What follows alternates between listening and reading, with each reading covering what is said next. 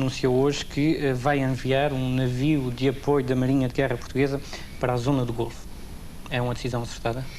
Eu penso que é uma decisão responsável e acertada. O Partido Socialista tem, aliás, nos contactos que tem travado com o Sr. Primeiro-Ministro, tem expresso a sua posição de uma forma clara. E que significa isto, num momento internacional desta natureza, com um conjunto de decisões da maior importância tomadas pelas Nações Unidas e seguidas pela UEO, ambas Portugal faz parte. Portugal não pode deixar de se afirmar na medida das suas possibilidades e aproveito esta oportunidade para dizer que, de facto, a circunstância de a base dos Açores estar a ser utilizada com os fins que se conhecem, significa, da nossa parte, um empenhamento muito sério e, nessa medida, também aqui a minha solidariedade ao povo dos Açores, na medida em que o seu contributo nesta grande questão mundial está a ser um contributo, obviamente, da maior importância. Portanto, Portugal tem os seus aliados, tem as suas políticas, estão em causa, digamos assim, questões internacionais do maior relevo, princípios da maior importância, e eu penso que se mantiver o quadro único, aliás, que concebo como possível, da aplicação das deliberações das Nações Unidas, que a decisão do Governo é acertada.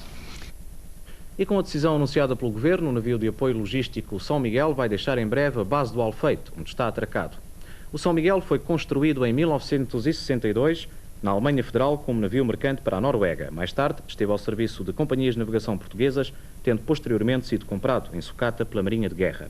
O São Miguel tem 108 metros de comprimento, desloca 5.500 toneladas e tem capacidade para 40 tripulantes. A sua principal missão tem sido o transporte de pessoal e material para os Açores e a Madeira. A fragata Roberto Ivens tem já a sua próxima missão com data marcada. A 10 de setembro estará no Mediterrâneo a participar num exercício militar da NATO. A sua tripulação está a postos para navegar a qualquer momento. Esta é a fragata Roberto Ivens, da Marinha de Guerra Portuguesa, que irá participar no Mediterrâneo nos exercícios da NATO, designados por On-Call Force. Estes exercícios militares vão decorrer de 10 de setembro até ao final de outubro e são independentes de qualquer iniciativa no âmbito das ações decretadas contra o regime de Bagdá. A Roberto Ivens conta com uma guarnição de perto de 200 homens, entre oficiais, sargentos e praças. A Marinha está pronta. A Marinha está pronta assim que houver uma decisão superior. A Marinha está pronta a seguir para cumprir a sua missão. E, portanto, daí desta minha resposta, decorre naturalmente que os seus homens estão prontos a desempenhar qualquer missão. Embora disponha de armamento antiaéreo de superfície e de contracosta e ainda de sonares de pesquisa e de ataque, a Roberto Ivens não possui equipamento antimísseis e a sua utilização isolada só é concebível em missões de proteção antiaérea e antissubmarina ao longo da costa portuguesa. A decisão do governo português de participar no embarque decretado pelas Nações Unidas ao Iraque está, como já vimos, enquadrada nas ações da União Europeia Ocidental. 6 países membros da UEO já fizeram deslocar para o Golfo de Oman forças navais significativas. A despeito das críticas de Margaret Thatcher, que desejaria ver os Estados Unidos secundados de forma mais pronta e eficaz pelos países europeus, a verdade é que 6 países membros da UEO já enviaram para o Golfo de Oman diversos meios de combate aéreo e naval. O dispositivo de combate enviado pela França é, no entanto, o mais importante a seguir aos Estados Unidos. Paris enviou para o Golfo de Oman e para o Mar Vermelho 14 vasos de guerra, incluindo o seu porta-aviões Clemenceau. Sublinhando a política de firmeza decidida pelo presidente Mitterrand, Paris tem ainda helicópteros de combate na Arábia Saudita e um regimento de paraquedistas nos Emirados Árabes Unidos. A Grã-Bretanha tem na Arábia Saudita 12 caças Tornado, um destacamento de mísseis e 12 caças de ataque Jaguar. Nos Emirados Árabes encontram-se ainda 12 caças Tornado britânicos. Para o Golfo, Londres enviou 4 navios de guerra e para o Mediterrâneo 3 dragaminas. Da Itália partiram 3 vasos de guerra para o Golfo e 2 corvetas para patrulhar o Mediterrâneo. Da Bélgica seguiram para o Golfo 2 dragaminas e um navio de apoio. Da Holanda partiram 2 fragatas rumo ao Golfo Pérsico. Aqui da vizinha Espanha também já zarparam vasos de guerra com o mesmo destino. Só a República Federal da Alemanha é que não pode, devido às imposições da sua atual Constituição, enviar quaisquer forças para o Golfo Pérsico, limitando-se a destacar alguns vasos de guerra para patrulhar o Mediterrâneo. O envolvimento militar do Ocidente na crise do Golfo tem custos económicos elevados. Ainda hoje, o presidente Bush apresentou um plano para o financiamento das ações militares multinacionais pelos países com maiores capacidades económicas. Japão, Coreia do Sul, Alemanha, Arábia Saudita e Kuwait eram os grandes visados na iniciativa do presidente americano, que garantiu que os Estados Unidos não vão retroceder. Respondendo a várias perguntas dos jornalistas presentes, o presidente americano reafirmou que não retrocederá nas posições até aqui tomadas e que, apesar de se estar a tentar a todo custo a resolução da crise no Golfo pela via diplomática, os Estados Unidos apoiam incondicionalmente todas as iniciativas que visem a aplicação da Resolução 665 do Conselho de Segurança da ONU. Quanto ao futuro imediato do problema e à própria segurança da Arábia Saudita, George Bush não tem certezas. It's very hard to predict. It's very hard to measure intentions. But I think the answer is to have the forces in place to be ready. I would think that the defense of Saudi Arabia is far more assured today than it was 2 weeks ago. Because the United States and others have moved substantial forces there, and they're ready, and they're strong, and they're able, and their morale is high. And similarly, there's a lot of naval power, and of course air power that's there. And I would think that that would be a deterrent to anybody with any degree of rationality. Having said that, I don't know what is in this man's mind. As incertezas de Bush são certamente as dúvidas de Pérez de Cuéllar, que hoje chegou à capital jordana com uma missão quase impossível: negociar com o ministro dos Negócios Estrangeiros iraquiano uma saída para a crise. Cuéllar encontrou em Amman um batalhão de jornalistas de todo o mundo com as perguntas para que toda a gente quer respostas. E algumas foram dadas em português ao enviado especial do Canal 1 da RTP, Artur Albarrán. Pérez de Cuéllar conhece bem o ministro dos Negócios Estrangeiros do Iraque.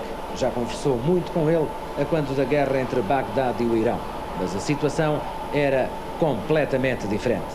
Agora, o secretário-geral não tem as mãos livres. Ele está atado a 5 resoluções da ONU que são inegociáveis. Antes de chegar aqui, Cuéllar deu indicações de que o Iraque estava na disposição de encontrar saídas. Mas a verdade é que nenhuma delas será a saída das suas tropas que ocupam o Kuwait. O facto de Saddam Hussein ter declarado o Kuwait como a 19ª província do Iraque, logo a seguir ao anúncio da vinda aqui de Pérez de Cuéllar, é interpretado em Amman como sendo impossível o abandono do território sem o uso da força militar. De resto, hoje, Pérez de Cuéllar foi já muito mais prudente quando lhe perguntámos sobre a margem de manobra com que conta nestes encontros. Well, the goodwill, which I am hopeful the government, the goodwill in the sense of wanting to solve this problem, which is an explosive one. I cannot understand that a single man in this world is prepared to sacrifice human lives. Tem alguma indicação de algum recuo ou concessão por parte do Iraque? É difícil de dizer, né? Eu estou a esperar boa vontade da parte do governo do Brasil. Será mais fácil para eles de recuar um pouco? O que será mais fácil para eles ceder um pouco? I don't know. I think talvez nos problemas humanitários, não? Presidente, seria a sua resposta à possibilidade de Washington poder ceder retirando algumas tropas? É possível, é possível. Os senhores estão a me perguntar as questões que eu vou perguntar ao senhor Tariq Aziz. Se este avião partir sem que ambas as partes se tenham aproximado um pouco mais, então sim, a situação aqui no Médio Oriente, de barulhenta, passará a ser verdadeiramente explosiva. E apesar destes esforços diplomáticos, a verdade é que, de facto, no Golfo a situação é tensa e vive-se já uma verdadeira guerra de nervos. O comandante da Força Aérea do Iraque anunciou hoje que, no caso de ser desencadeado um conflito na região, o seu país atacará Israel e a Arábia Saudita com bombas e mísseis de grande poder de destruição. Por sua vez, o presidente Saddam Hussein desmentiu notícias que referiam ter havido conversações secretas entre o seu país e os Estados Unidos sobre a presente crise no Golfo. Yes. Numa entrevista que deu em Bagdá ao conhecido jornalista norte-americano Dan Rather, da cadeia de televisão CBS, Saddam Hussein desmentiu a notícia, afirmando que ela não tinha qualquer fundamento. No entanto, garantiu que o seu país está aberto a sugestões no sentido de se pôr termo ao perigoso conflito. Em Washington, o embaixador iraquiano nos Estados Unidos, Mohamed Al-Mashat, disse que se os norte-americanos prometerem não desencadear um ataque militar ao seu país, Bagdá deixará igualmente partir os estrangeiros do sexo masculino ainda retidos no Iraque como convidados. Em Helsínquia, onde se deslocou para participar numa conferência internacional, o primeiro-ministro britânico Margaret Thatcher censurou firmemente a maioria dos países da Europa Ocidental por estarem a dar aos Estados Unidos um apoio mínimo para solucionar o conflito. Apelidando Saddam Hussein de tirano e ditador, Thatcher afirmou não haver dúvidas de que, se norte-americanos e britânicos não tivessem agido muito rapidamente, o Iraque teria avançado com as suas tropas para a Arábia Saudita. Em Tóquio, o ministro japonês das Finanças, Ryutaro Hashimoto, anunciou, entretanto, que o seu país vai conceder $1.000 milhões aos governos do Médio Oriente afetados pela atual crise. Os fundos a conceder destinam-se à aquisição e ao transporte de bens e equipamentos não militares. No plano militar, os Estados Unidos continuam a preparar-se para o pior, com as suas forças efetuando treinos intensivos no deserto da Arábia Saudita, com unidades terrestres apoiadas por blindados e por meios aéreos. De uma base militar próximo de Wiesbaden, na Alemanha Federal, têm estado a partir para a região do Golfo Pérsico novos reforços norte-americanos.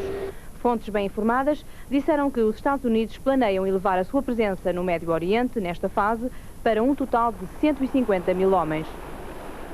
Uma das primeiras consequências desta crise no Golfo para as economias ocidentais está a ser o aumento da fatura petrolífera. De um modo geral, todos os governos europeus decretaram já agravamentos dos preços da venda ao público dos combustíveis. Quanto a Portugal, a fatura petrolífera poderá aumentar em 25 milhões de contos, caso se mantenham até ao fim do ano os preços internacionais vigentes este mês. O Governo está a estudar a hipótese de um novo aumento nos combustíveis, a ser anunciado provavelmente já na próxima semana. O aumento considerado inevitável face ao que está a suceder na generalidade dos países europeus. Os europeus estão a pagar mais caro pelos combustíveis desde o início da crise no Golfo. Na imagem pode ver os preços atuais de venda ao público da gasolina em 6 países da Comunidade Económica Europeia. Os preços estão convertidos em escudos e os aumentos dizem respeito só ao atual mês de agosto. Em Portugal, a 137 escudos o litro, temos a 6ª gasolina mais barata da comunidade. O gasóleo está a 89 escudos, é o 3º mais barato na CEE. O maior impacto da crise do Golfo está a ser no fuel óleo. Em média, a indústria europeia está a pagá-lo 35% mais caro de há um mês para cá, como pode ver neste quadro. Em relação a Portugal, o Governo está a fazer contas. Dados ainda provisórios estimam em 25 milhões de contos o aumento da fatura petrolífera, caso se mantenham as cotações internacionais do petróleo vigentes este mês. Para já, um dado é certo. A subida de 5% nos combustíveis decretada o mês passado é insuficiente para cobrir o aumento nos preços de importação. Provavelmente, já na próxima semana, será anunciado um novo aumento nos preços, que no caso da gasolina poderá situar-se entre os 4% e os 6%. Gás, óleo e fuel deverão ter aumentos ligeiramente superiores. 24 Horas confirmou também não estarem previstos quaisquer aumentos para o gás doméstico e industrial, nem para a eletricidade. Joaquim Pedro, boa noite. É mesmo inevitável um novo aumento do preço dos combustíveis? É inevitável, haja em vista, por um lado, a nossa dependência do petróleo e, por outro, o exemplo que nos está a vir da generalidade dos países europeus. O preço do petróleo, em poucos dias, passou de $20 para $30 o barril. É um aumento muitíssimo grande e, sobretudo, num lapso de tempo extraordinariamente curto. A reação na generalidade dos países europeus foi a de repercutir imediatamente esse aumento nos preços no consumidor. Bem, o aumento médio da gasolina na Europa foi de 10%, e isto só durante o mês de agosto. Aqui em Portugal é que tivemos, aqui sim, um aumento de 5%, foi em julho, portanto um novo aumento de 5%, mais não seria do que o ajustar as coisas pela bitola europeia, como se costuma dizer. Mas este aumento é inevitável também por um outro motivo, e este de ordem legal, digamos assim. Tem a ver com o mecanismo do imposto sobre os produtos petrolíferos e está consignado no orçamento do Estado. Ora bem, com o preço das ramas a aumentar desta maneira, o imposto que é cobrado, que reverte a favor dos cofres do Estado, acaba por descer o chamado limite mínimo, que no caso da gasolina é de 70 escudos. Ora bem, nestas condições, se o Governo não quiser aumentar os preços, terá que pedir uma autorização legislativa ou mesmo de apresentar um orçamento suplementar na Assembleia. Mas este provável aumento vai prejudicar um dos grandes objetivos do Governo, que é a descida da inflação. Prejudica o objetivo da inflação, mas não prejudica, por exemplo, um outro objetivo tão ainda mais importante do que este, que é o da contenção do déficit das finanças públicas. Mas, por outro lado, há também que ver que o petróleo, para já, é um recurso escasso e exaurível, ele vai esgotar-se dentro de poucas décadas, é um bem importado. Não faz muito sentido, por exemplo, que o fuel óleo venha a ser subsidiado, que é o que deverá estar a acontecer já neste momento, com o preço das ramas a aumentar da forma que está.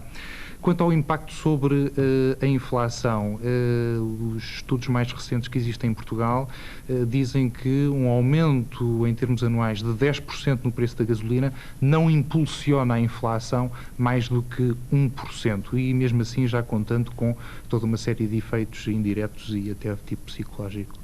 O mercado mundial do petróleo continua a dar sinais de grande nervosismo e fala-se já até numa próxima cimeira da OPEP, numa nova cimeira da OPEP. Quais são as perspectivas?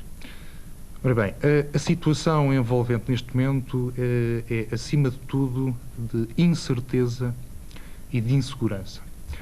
O indivíduo inseguro, por natureza, tem um comportamento imprevisível e, por vezes, até perigoso. Nos negócios acontece exatamente o mesmo. Além disso, no mercado do petróleo, uma boa parte das operações não são operações a pronto pagamento e contra a entrega imediata da mercadoria. O que há são contratos de compra e venda a 30, 90 dias ou a 6 meses, mas em que o preço é determinado no momento atual. Ora, é evidente que ninguém sabe minimamente qual vai ser o desfecho desta crise daqui a 3 ou 6 meses. Mas outro problema, de momento, é o de suprir a oferta que até aqui tinha sido feita pelo Iraque e pelo Kuwait. Ora bem, aqui há países produtores fortemente endividados, com grande dívida externa, estou a lembrar-me do México, da Venezuela, por exemplo, a quem, por um lado, poderá interessar que seja o preço e não a quantidade oferecida a aumentar.